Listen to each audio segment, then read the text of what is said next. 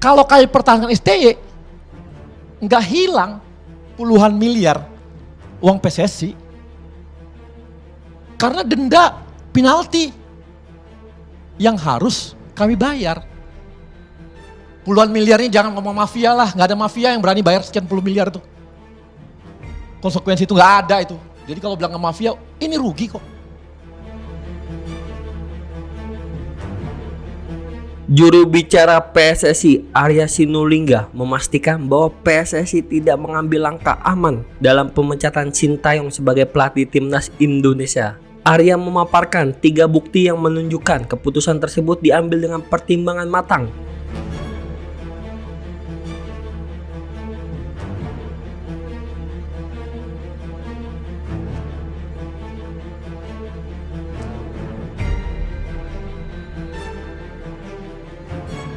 Sintayong yang bergabung dengan timnas Indonesia pada 2019 baru-baru ini dipecat, dan keputusan tersebut menuai pro dan kontra di kalangan publik sepak bola. Banyak yang menganggap pemecatan tersebut terkesan mendadak, terutama mengingat keputusan ini datang langsung dari Ketua Umum PSSI Erick Thohir.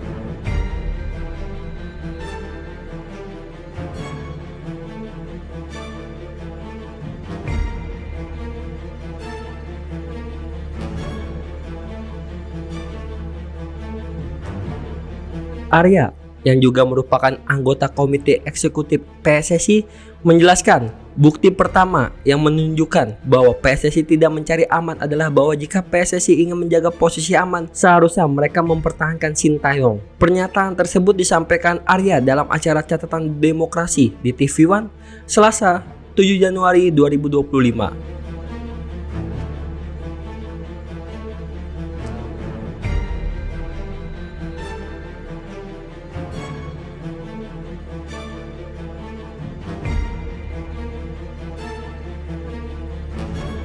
Ia juga menambahkan bukti kedua yang menunjukkan keberanian Erick Thohir dalam mengambil resiko, dengan kemungkinan mendapat kritikan keras dari netizen setelah keputusan tersebut diumumkan.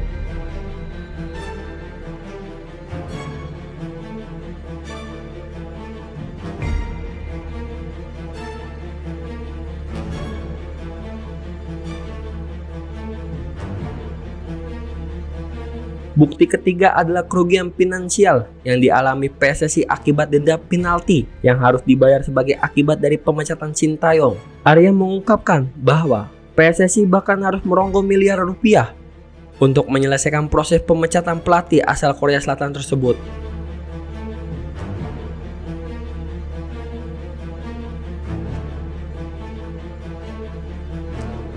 Karena setelah PSSI dipegang Pak Erick, ini yang namanya bola timnas ini menjadi sesuatu yang diperhatikan banyak publik dan diimplementasikan ketika semuanya begitu cinta. Jadi kami terima kasih juga kepada semua masyarakat yang perhatian terhadap timnas kita. Ini kan artinya sudah jadi topik yang besar di Indonesia, untuk terima kasih. Yang pertama. Yang kedua, kalau Pak Erick ini atau kami PSSI mencari aman, maka paling enak mempertahankan STY. Kenapa? Kalau nanti gagal ke Piala Dunia, maka yang akan dimaki-maki orang adalah pelatih yang sudah kami lepas. Bukan Erick Thohir. Udah pasti itu. Tapi ini enggak diambil oleh Pak Erick. Satu. Hah? Sebentar. Erick Thohir kalau gagal. Enggak. Kalau STY. Iya, artinya kalau itu Enggak sampai ke sana. dua orang. Enggak sampai ke sana. Karena enggak pernah ada target comeback Piala Dunia, enggak pernah ada diomongin oleh kita. Enggak pernah. Kapan? Kita ngomong 2030 kok. PSSI itu 2030 sejak lalu. Ya kan? Jadi enggak. Jadi orang akan bilang, kan banyak publik mengatakan apa? Tunggu STY ini baru bisa ganti. Artinya orang membolehkan. Artinya kalau kami mau ambil resiko, cari aman, maka STY dipertahankan. Satu. Yang kedua, kalau Erick Thohir mencari popularitas, jelas ini nggak populer. Mana populer? Buktinya diserang saya diserang, semua diserang. Enggak populer, kalau mau populer pertahankan, ikut aja pola yang ada. Yang ketiga, kalau kayak pertahanan STY, enggak hilang puluhan miliar uang PSSI karena denda penalti yang harus kami bayar. Puluhan miliarnya jangan ngomong mafia lah, nggak ada mafia yang berani bayar sekian puluh miliar tuh. Konsekuensi itu nggak ada itu. Jadi kalau bilang mafia, ini rugi kok.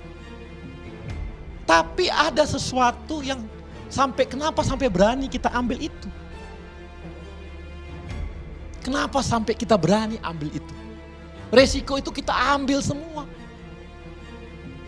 Dan orang selalu mengatakan kalau nanti gagal Piala Dunia, lu harus mundur ya. Kan semua udah ke situ arahnya. Artinya resiko itu udah kami hitung sampai sejauh itu. Kenapa? Ini masalahnya merah putih dan timnas.